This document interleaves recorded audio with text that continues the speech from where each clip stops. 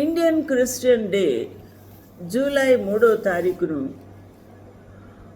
Saint Thomas యొక్క ప్రభు అయిన ప్రియమైన శిష్యుడు, ప్రభు అయిన యేసు క్రీస్తు శిష్యుడు అయిన థామస్ పరిశుద్ధుని ఆయన జీవన విధానములో, ఆయన విశ్వాసము విషయములో ప్రభువుకు తనకు ఉన్న ఆ యొక్క సంభాషణల్లో మనకు ఎక్కువగా కనబడుతూ ఉంది. ఈ వచన భాగాలు అక్కడక్కడ చూద్దాము. ప్రభు మనకు సహాయం చేయునుగాక. యోహాను 11:11లో యేసుక్రీస్తు ప్రభు ఆ యొక్క బేతనియకు దూరంగా ఉన్నారు. శిష్యులు కూడా వారి ప్రభుతోనే ఉన్నారు. అప్పుడు యోహాను 11:11లో యేసు మన స్నేహితుడైన లాజరు నిద్రించుచూ ఉన్నాడు, అనగా చనిపోయి నిద్రించుచూ ఉన్నాడు, చనిపోయిన స్థితిలో ఉన్నాడు అని అర్థం. అతని మేలుకొలుప వెళుచున్నానని వారితో చెప్పగా, అతనిని మేలుకొలప వెళుచున్నాను, చనిపోయిన వారిని మేలుకొల్పడం ఏంటి అనేది ప్రశ్న. These things said by Jesus, and after that he said unto them, our friend Lazarus sleeping, but I go that I may wake him out of sleep. అలా అన్నప్పుడు వెంటనే శిష్యులందరూ కూడా ఒక్క తళుక్కుమైన ఒక ప్రశ్న మాట్లాడుతూ ఉన్నారు. శిష్యులు, ప్రభా, అతడు నిద్రించిన ఎడలా బాగుపడును అన్నారు. నీవు ఆయనను మేలుకొల్ప వెళ్తున్నాను అని అంటున్నావు, ఆయన నిద్రించుచున్నాడు అని అంటున్నావు, అతడేమో చనిపోయాడు అన్న సంగతి మేము విన్నాము. అయితే ఒకవేళ నిద్రించితే బాగుపడతాడు, లేకపోతే లేదు కదా అన్నట్టుగా ఆ కామెంట్ అలా చేశారు. యేసు అతని మరణమును గూర్చి ఆ మాట చెప్పెను కానీ వారు ఆయన నిద్ర విశ్రాంతిని గూర్చి చెప్పెను అనుకున్నారు. అయితే వారు అర్థం చేసుకున్నది నిజంగా నిద్రపోతున్నాడము, ఇంత దూరం నుంచి మనం అందరం కలిసి వెళ్ళి లాజరును లేపాలా అన్నట్టుగా వారు మాట్లాడుకుంటూ ఉన్నారు. కావున యేసు, లాజరు చనిపోయాను, అవును లాజరు అయితే చనిపోయాడు. యోహాను 11:15 మీరు నమ్మునట్లు నేను అక్కడ ఉండలేదు. ఏమి నమ్మాలి? ప్రభుకి పునరుత్థానము జీవమును నేనే అన్నాడు. కాబట్టి ఆ పునరుత్థాన శక్తితో నేను ఆయన లేపగలను అన్న సంగతి మీరు గ్రహించినట్టు, కళ్ళారా చూస్తున్నట్టు నేను అక్కడ లేను, అందుకే నేను ఇంత దూరంలో ఉన్నాను ఈ ఊరిలో అని ప్రభు చెప్పాడు. మీ నిమిత్తము సంతోషించుచూ ఉన్నాను. దేనికంటే చనిపోయిన లాజరును లేపినప్పుడు శిష్యులు చూస్తే వారికి ప్రభు యొక్క శక్తి ఏంటో వారు కళ్ళారా చూస్తారు. కాబట్టి మీరిప్పుడు ఈ డెమో లేకపోతే ఈ పరిస్థితిని మీరు చూడబోతూ ఉన్నారు, ఈ అద్భుతాన్ని అని ప్రభు అంటున్నాడు. అందువల్ల నేను సంతోషిస్తున్నాను మిమ్మల్ని బట్టి, లేకపోతే నేను నోటితో చెప్పిన డెమాన్స్ట్రేషన్ చేయలేను కదా, మీరు ఆ యొక్క ఆశ్చర్యమైన కార్యములు మీరు చూడలేరు కదా అని ప్రభు అర్థం ఇస్తున్నట్టు మాట్లాడుతున్నారు. అయితే మీరు నమ్మునట్లు నేను అక్కడ అందుకే లేను, అయినను అతని యొద్దకు మనం వెళుదాము రండి అని ప్రభు శిష్యులతో చెప్పినప్పుడు శిష్యులు అంటున్నారు కదా, అందులో దిదుమ మాట్లాడుతున్నాడు. అనగా దిదుమ అనబడిన తోమ అంటున్నాడు, తోమ ఆయనతో కూడా చనిపోటుకు మనము వెళుదామని తన తోడి శిష్యులతో చెప్పాను. యేసుక్రీస్తు ప్రభు మనం వెళదాము, ఆయన నిద్రలేపుదామని శిష్యులతో అన్నారు. ఇప్పుడు దిదుమ ఏమంటున్నాడు? మనల్ని తీసుకుని వెళ్దాం అంటున్నాడు కాబట్టి మనము అతనితో కూడా చచ్చిపోవడానికి వెళ్దాము అని అంటున్నాడు. అంటే వ్యంగ్యంగా, అనగా ప్రభువు చెప్పిన మాటను 100% నమ్మలేకపోతున్నాడు. అనుమానం ఉంది, అందువల్ల అలా అన్నాడు. అయితే ఈ 12 మంది శిష్యుల్లో ఒకడు అయిన దిదుమ. ఈ 12 మంది శిష్యులు ఎవరో మరొకసారి 10:3 చూస్తారా? మత్తయి సువార్త. ఈ లిస్టు ఇందులో ఉంది. ఫిలిప్పు, బర్తలోమై, తోమా, సుంకరి అయిన మత్తయి, అల్ఫై కుమారుడగు యాకోబు, తద్దయి అను మారుపేరు గల లెబ్బై, కనానీయుడైన సీమోను, ఆయనను అప్పగించిన ఇస్కరియోతు యూదా. వీరు 12 మంది. యేసుక్రీస్తు ప్రభు పరిచర్య అంతా కూడా యూదయ, సమరయ, గలిలయ, యెరూషలేము, ఇంకా ఆయా ప్రాంతాల్లో, చీకటిగా ఉన్న ఆ యొక్క అరణ్య ప్రాంతాల్లో, పల్లెటూళ్ళలో ఎక్కువగా ప్రభు చేస్తున్నారు. అందువల్ల ప్రభు ఏం చేశారు? యేసు ఆ 12 మందిని పంపుచు వారిని చూచి వారికి ఆజ్ఞాపించినదేమనగా, మీరు అన్యజనుల దారిలోనికి వెళ్ళకుడి అన్నారు. సమరయుల ఏ పట్టణములోనైనను ప్రవేశింపకుడి, ప్రవేశించొద్దు అని అంటున్నాడు. ఎక్కడికి? అన్యజనుల పట్టణాలకు వెళ్ళి మీరు సువార్త ప్రకటించవలసిన అవసరం లేదు. మత్తయి సువార్త చూద్దాము. మత్తయి సువార్త 10వ అధ్యాయము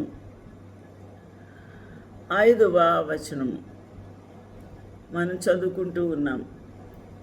అయితే సమరయుల ఏ పట్టణములోనైనాను ప్రవేశింపకుడి, ఇశ్రాయేలు వంశములోని నశించిన గొర్రెల యొద్దకే వెలుడి. సమరయులు అనగా ఇశ్రాయేలులకు దూరంగా ఉన్నవారు. వారు పల్లెటూళ్ళు, గ్రామాల్లో ఉన్నారు. కానీ ఇశ్రాయేలీయులు యొద్దకు మీరు వెళ్ళండి. ఎందుకు ప్రభు ఇలా అన్నారు? ఎందుకంటే నశించిపోయారు గొర్రెలు, అనగా ఇశ్రాయేలీయులు నశించి ఉన్నారు. వారిని రక్షించుటకు వారి వద్దకే వెళ్ళండి అని చెప్తూ ఉన్నాడు. 6వ వచనం చూస్తే, ఇశ్రాయేలు వంశములోని నశించిన గొర్రెల యొద్దకే వెలుడి. నశించిన గొర్రెలు అనగా నశించిన ఇశ్రాయేలీలు. ఎందుకంటే ప్రభు చిత్తం అది. ఇశ్రాయేలును రక్షించుటకే ఆ ప్రభు వచ్చి ఉన్నాడు. కాబట్టి ఏమని ప్రకటించమన్నాడు? వెళ్ళిచూ పరలోక రాజ్యము సమీపించి ఉన్నదని ప్రకటించమన్నాడు. ప్రకటించుచు ఏం చేయమన్నాడు? సువార్త చెప్పుకుంటూ ఏం చేయమన్నాడు? రోగులను స్వస్థపరచండి, చనిపోయిన వారిని లేపుడి, కుష్ఠరోగులు శుద్ధులుగా చేయండి, దయ్యములు వెళ్ళగొట్టుడి. ఇప్పుడు ఈ డిసీజెస్, ఈ లిస్ట్ మనం చూస్తే అన్ని కష్టమైనవే. చనిపోయిన వారిని లేపడము శిష్యుల వల్ల అవుతుందా అని అనుమానం ఉండొచ్చు తోమా లాంటి వారికి. కానీ ప్రభు ఏమన్నాడు? అది సాధ్యమే, లేపండి అంటున్నాడు. కుష్ఠరోగులను శుద్ధులుగా చేయండి. కుష్ఠరోగుల్లో కాళ్ళు, చేతులు, వ్రేళ్ళు అన్నీ తినేసి ఉంటాయి. వాసన, పుండు, రసి, ఇలాంటి పరిస్థితుల్లో ఉన్న వారికి ఏం చేయమన్నాడు? స్వస్థపరచండి అంటున్నాడు. శుద్ధులుగా చేయండి. ప్రభు ఎంపిక చేసుకున్న 12 మంది శిష్యుల్లో మరి మత్తయి సమరయుడు రోగి అయిన మత్తయి కుష్ఠరోగి, సుంకరి అయినా కూడా రక్షించబడ్డాడు. ప్రభు యొక్క పాదాలు, ప్రభు యొక్క చేతులు ఆయన పాదాలు తాకినాయి. ఆయన స్వస్థపడ్డాడు. ప్రభువు పరిచర్య కొరకాయ శిష్యుడుగా ఎంపిక చేసుకున్నాడు యేసయ్య. ఎంత సంతోషం. అయితే ఓ అపొస్తలులారా, మీరు దెయ్యాలు వెళ్ళగొట్టండి, కుష్ఠరోగులు శుద్ధి చేయండి, వెలివేయబడ్డారు, వాళ్ళు శ్రమ అనుభవిస్తున్నారు, చనిపోయిన వారిని లేపండి, అద్భుతాలు చేయండి అని ప్రభు వారిని పంపించాడు. అయితే ఒక కండిషన్ పెట్టాడు ప్రభు. ఏం కండిషన్ పెట్టారు? ఉచితముగా పొందితే ఉచితంగా ఇవ్వండి. నేను మీకు డబ్బులు ఇవ్వలేదు, మీరు నాకు డబ్బులు ఇవ్వలేదు, ఈ వరము మీకు ఇచ్చినందుకు, ఈ స్వస్థత వరము నేను మీకు ఇచ్చినందుకు, చనిపోయిన వారిని సహా లేపడానికి మీకు శక్తినిచ్చినందుకు మీరు నాకు డబ్బులు ఇవ్వలేదు. అందువల్ల ఉచితంగా పొందారు, ఉచితంగానే ఇవ్వండి అని ప్రభు చెప్పారు. దేవునికి మహిమ కలుగునుగాక. మీ సంచుల్లో బంగారము వెండి రాగినైనను, ప్రయాణం కొరకు జాలినైను, 2 అంగీలనైనను, చెప్పులనైనను, చేతికర్రనైనను సిద్ధపరచుకొనవద్దు. దేవునికి మహిమ కలుగునుగాక. పనివాడు ఆహారమునకు పాత్రుడు కాడా? పనివాడు ఆహారమునకు. కాబట్టి దేవుడు పనివారికి ఆహారమును ఇచ్చే దేవుడు. దేవునికి మహిమ కలుగునుగాక. ఇక్కడ ఇంత చక్కని అద్భుతమైన ఈ యొక్క వరములనిచ్చి ప్రభు వారిని పంపించి ఉంటున్నారు ప్రభు యొక్క పరిచర్య కొరకు. మరొక మాట మనము చూస్తే, ఈ రోజున మరి అనేక మంది దైవజనులు, స్వస్థత వరాలు కలిగిన వారు, మరి ఎన్నెన్నో గొప్ప కార్యాలు చేయడానికి ప్రభు వారికి శక్తివంతులుగా చేసినప్పుడు వారు ఉచితంగా చేస్తున్నారా? వారు ఉచితంగా ప్రభు యొక్క పరిచర్య కొనసాగిస్తున్నారా అని ఆలోచించాలి. డిమాండ్స్ మరి ఎంతెంతో డిమాండ్, దానికి ముందుగానే ఫిక్స్ చేస్తున్నారు రేట్లు. ఆ రేట్లతోని ₹1,00,000 ఉంటే నేను వచ్చి ప్రీచ్ చేస్తాను, 30,000 ఉంటే నేను మీకు వాక్యం చెప్పడానికి వస్తాను, నా కారు అద్దె కారు పెట్టాలి, లేకపోతే పెట్రోల్ పోయాలి, ఏరోప్లేన్ టికెట్లు కొంటే వస్తాను. నా ప్రియమైన వాళ్ళారా, ఇలాంటి డిమాండ్లతోనే సువార్త చెప్తూ ఉన్నవారు ఉన్నారు. అయితే ప్రభు, మీరు ఉచితంగా పొందారు, ఉచితంగా ఇవ్వండి. నా ప్రియమైన వాళ్ళారా, ప్రభు మనకు జీతము ఇచ్చి పెంచుతాడు. పనివాడు జీతమునకు పాత్రుడు, ఇస్తాడు. కానీ మనం డిమాండ్ చేసి అడగక్కర్లేదు, అడుక్కోక్కర్లేదు. ఈ రోజున ఇటువంటి పరిస్థితుల్లో సువార్త వెనక్కు వెళ్ళిపోతుందా? త్యాగం అంటూ లేదా? సాక్రిఫైస్ అంటూ లేదా? ప్రేమ అంటూ తగ్గిపోయిందా? ఇటువంటి పరిస్థితులు మరి మనము ఈ దినాల్లో చూస్తూ ఉన్నాం. ఎంతోమంది భారభరితమైన సేవా పరిచర్య చేశారు. వారి జీవితాలు ఎంతగానో ఆశీర్వదించబడ్డాయి. అటువంటి జీవితం మన జీవితముగా మారిపోవాలి. ఈ రోజున సువార్త పరిచర్య కొరకాయ నీవు ఎటువంటి త్యాగం చేస్తున్నావు? కాలినడకన, మోటార్ సైకిలా, కారా, దేని మీద నువ్వు చేయగలుగుతున్నావు? ఏది ప్రభు ఇచ్చాడు దాన్ని నువ్వు ఉపయోగించుకోవడానికి ప్రయత్నం చేద్దాం, ఆలోచన చేద్దాం. ప్రభు కలవరపడవద్దు, హృదయాన్ని కలవరపడవద్దు. ఏమి తిందుమా, ఏమి తాగుదుమా అని, ఏమి ధరించుకుంటామా అని కలవరపడవద్దు. ప్రభుకి మహిమ కలుగుగాక. మనము దేవుని యందు విశ్వాసమించుచూ ఉన్నారు. నా యందు కూడా విశ్వాసం ఉంచండి, నా యందు విశ్వాసం ఉంచండి.